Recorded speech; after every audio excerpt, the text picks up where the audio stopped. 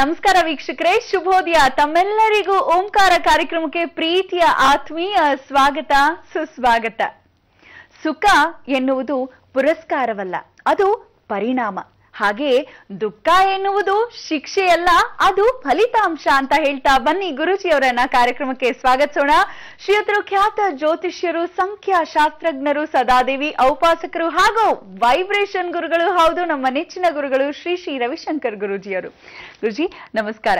ನಿಮ್ಗೆ ಓಂಕಾರ ಕಾರ್ಯಕ್ರಮಕ್ಕೆ ಪ್ರೀತಿಯ ಸ್ವಾಗತ ಗುರುಜಿ. ನಮಸ್ತೆ ಶಂಕರ. ಗುರುಜಿ, ಇವತ್ತು ಸೋಮವಾರ, ಏನೆಲ್ಲ ವಿಶೇಷ ಮಾಹಿತಿಯನ್ನ ಹೊತ್ತು ಬಂದಿದ್ದೀರಾ ಅನ್ನೋದ್ರ ಜೊತೆಗೆ ನೀವು ನಮ್ಮೆಲ್ಲರಿಗೂ ಶನಿವಾರ ಒಂದು ಸಿಹಿ ಸುದ್ದಿಯನ್ನ ತಿಳಿಸಿದ್ರಿ. ಏನಪ್ಪಾ ಅಂದ್ರೆ, ಇಂದಿನಿಂದ ನಮ್ಮ ದಿನದ ಭವಿಷ್ಯ ಅಂದ್ರೆ ನಮ್ಮ ಗೋಚಾರ ಫಲಗಳನ್ನ ತಿಳಿಸ್ಕೊಡ್ತೀರಾ, ನಮ್ಮ ರಾಶಿಗೆ ಉಪಯುಕ್ತವಾಗಿ ಅಂತ ಹೇಳಿದ್ರಿ ಗುರುಜಿ. ಏನ್ ಹೇಳ್ತಿದ್ದೀರಾ ಗುರುಜಿ, ನಮ್ಮ ರಾಶಿ ಏನ್ ಹೇಳತ್ತೆ ಇವತ್ತು? ಖಂಡಿತ.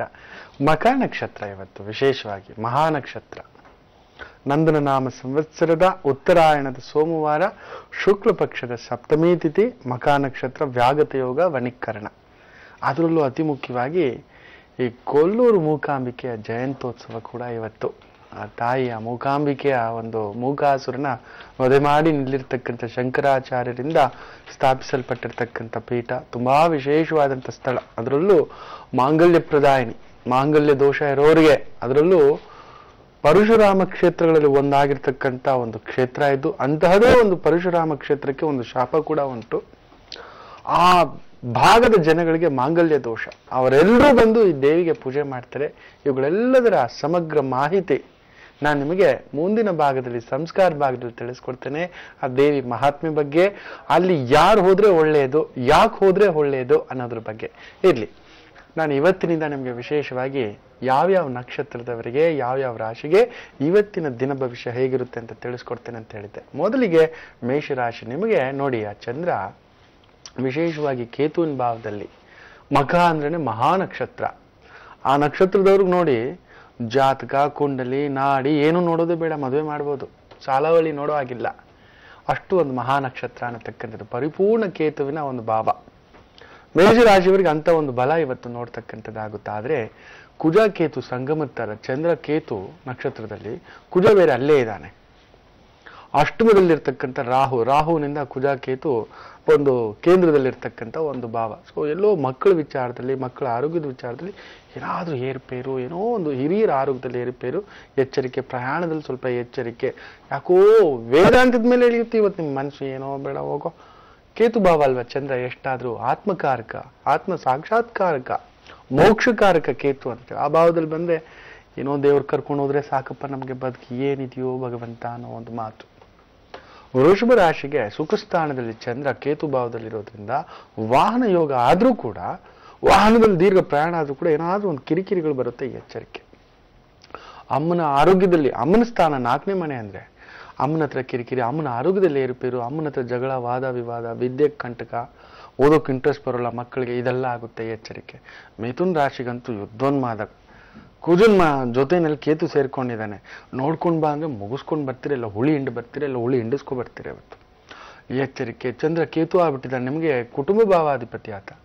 ಕೇತುವಿನ ಭಾವದಲ್ಲಿರೋದ್ರಿಂದ ಏನೋ ಹುಳಿ ಯಾಕೋ ನಿಮ್ಮ ಒಡ ಹುಟ್ಟಿದವರು, ಕುಜ ಬಂದು ಒಡ ಹುಟ್ಟಿದವನ ಕಾರಕ, ಭ್ರಾತೃಕಾರಕ, ರಕ್ತಕಾರಕ, ಜಗಳಕಾರಕ, ಭೂಮಿಕಾರಕ. ಅವನ ಜೊತೆ ಕೇತು ಭಾವದಲ್ಲಿ ಚಂದ್ರ ಕೂತ್ಕೊಂಡ್ರೆ ಆ ಥರದ ವಿಚಾರಗಳೆಲ್ಲ ಏನೋ ಹುಳಿ ಅನ್ನೋ ತರ ಅನ್ನಿಸುತ್ತೆ.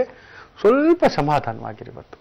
ಕಟಕ ರಾಶಿಗಂತೂ ಇವತ್ತು ಕುಟುಂಬದಲ್ಲಿ ಏನೋ ಅಲ್ಲೋಲ ಕಲ್ಲೋಲ, ಭೂಮಿ ವಿಚಾರನ ತಗೋಬೇಕು, ಮಾರಬೇಕು ಅಂತಕ್ಕಂಥ ವಿಚಾರದಲ್ಲಿ ಏರುಪೇರು, ವಾದ, ಬ್ಲಡ್ ನೋಡೋದು, ಜಗಳ ಆಗೋದು, ಕಿರಿಕಿರಿ ಆಗೋದು, ಏನೋ ನೋಡ್ಬಿಡ್ತೀರ, ಎಚ್ಚರಿಕೆ. ಹಾಗೆ ಸಿಂಹ ರಾಶಿಯವರಿಗಂತೂ ಇವತ್ತು ಯಾವ ಕೆಲಸ ಮಾಡೋಕ್ಕೂ ಇಂಟ್ರೆಸ್ಟ್ ಬರೋಲ್ಲ. ವ್ಯಯಾಧಿಪತಿ ಚಂದ್ರ ಕೇತು ಭಾವದಲ್ಲಿದ್ರೆ ದೇವ್ರ ಜಪ, ಧ್ಯಾನ, ಮಂತ್ರ, ಅಯ್ಯೋ ಮಾಡ್ಕೊಂಡು ಕುತ್ಕೋಬಿಡೋಣ, ಆಗ್ಲಿ ಬಿಡು, ದೇವ್ರಿದ್ದಾನೆ ಬಿಡು, ನೋಡ್ಕೋತಾನೆ ಬಿಡು, ಎಲ್ಲೂ ನೋಡ್ಕೊಳ್ಳಲ್ಲ, ಅವನು ಅಲ್ಲೇ ಇದ್ದಾನೆ, ನಮ್ಮ ಕೆಲಸ ನಾವೇ ಮಾಡ್ಬೇಕು, ಎಚ್ಚರಿಕೆ. ನಮ್ಮ ಊಟ ನಾವೇ ತಿನ್ಬೇಕು, ಭಗವಂತ ಬಂದು ತಿಂತಾನೋ.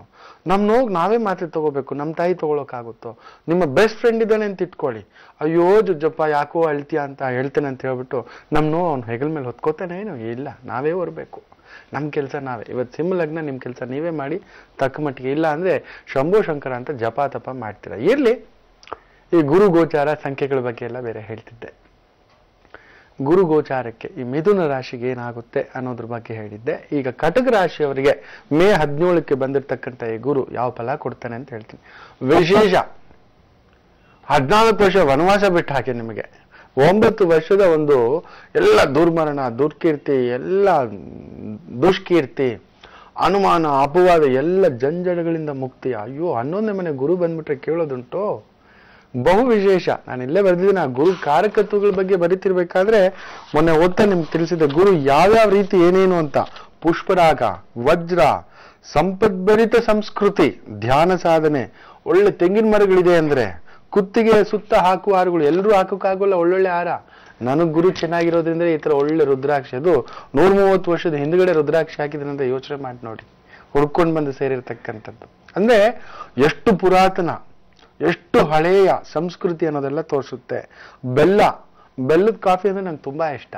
ಸೊ ಅಂದ್ರೆ ಗುರುಭಾವ ಅನ್ನತಕ್ಕಂಥದ್ದು. ಯಾರ್ಯಾರು ಬೆಲ್ಲದ ಕಾಫಿ ಇಷ್ಟಪಡ್ತಿರೋ, ಬೆಲ್ಲ ಹಾಕಿರೋ ಗುರುದನ್ನ ಅಂದ್ರೆ ತುಂಬಾ ಇಷ್ಟಪಡ್ತಿರೋ ಅವರು ಗುರು ಚೆನ್ನಾಗಿರ್ತಾನೆ. ಅಂದ ಒಂಥರ ಮೋಹಕವಾಗಿ ಕಾಣಿಸೋದು, ಕಿಕ್ಕಾಗಿ ಕಾಣಿಸೋದು ಬೇರೆ, ತುಂಬಾ ಚಂದವಾಗಿ ಕಾಣಿಸ್ತಾರಪ್ಪ. ಅಯ್ಯೋ ಅದು ನೋಡ್ತಿದ್ರೆ ಏನೇನೋ ಆಗುತ್ತಪ್ಪೋ ಅನ್ನೋದು ಅದು ಶುಕ್ರ ಭಾವ. ನೋಡಿದ ತಕ್ಷಣ ಆ ಸೌಮ್ಯ ರೂಪ, ಪರಿಪೂರ್ಣ ಛಾಯ ಅನ್ನೋದು ಗುರು ಛಾಯ. ಆ ಗುರುವಿನ ಪರಿಪೂರ್ಣ ಅಂದ ಕಾಣಿಸುತ್ತೆ.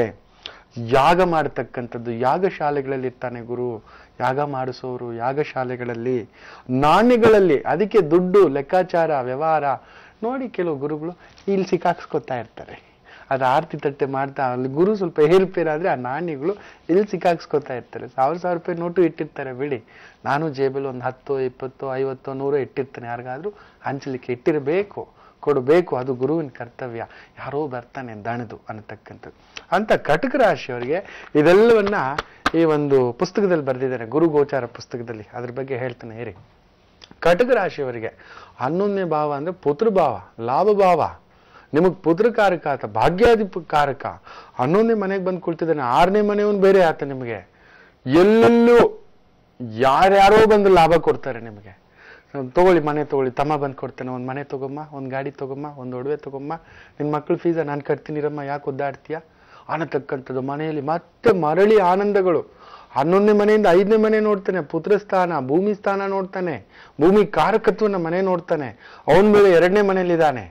ಸೊ ವಿಶೇಷ. ಭೂಮಿ ಕೊಂಡ್ಕೋತೀರಾ, ಮನೆ ಕೊಂಡ್ಕೋತೀರಾ, ವಾಹನ ಕೊಂಡ್ಕೋತೀರಾ, ಮಕ್ಕಳಿಗೆ ಹೆಸರು, ಪ್ರತಿಷ್ಠೆ, ಒಳ್ಳೆ ಅವಾರ್ಡ್ಸು, ಒಳ್ಳೆ ಓದು, ವಿದ್ಯೆ, ಪದವಿ.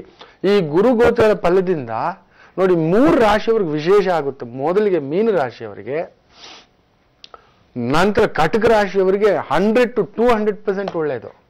ವೃಶ್ಚಿಕ ರಾಶಿಯವರಿಗೆ 100 to 500% ಒಳ್ಳೆಯದು. ಯಾಕಂದ್ರೆ 7ನೇ ಮನೆಗೆ ಬಂದಾಗ, 11ನೇ ಮನೆಗೆ ಬಂದಾಗ ಮಕರ ರಾಶಿಯವ್ರಿಗೂ ಅಷ್ಟೇ ಅದ್ಭುತ, ತುಂಬಾ ಅದ್ಭುತ. ಮೇಷರಾಶಿಯವ್ರಿಗೂ ಅಷ್ಟೇ ಅದ್ಭುತ. ಆತ 2, 5, 7, 11ನೇ ಭಾವಕ್ಕೆ ತುಂಬಾ ವಿಶೇಷ ಮೊದಲೇ. ಅಂಥವನು ಅಲ್ಲೇ ಬಂದ್ಬಿಟ್ಟಿದ್ದಾನೆ ಅಂದ್ರೆ ಕೇಳೋದುಂಟು.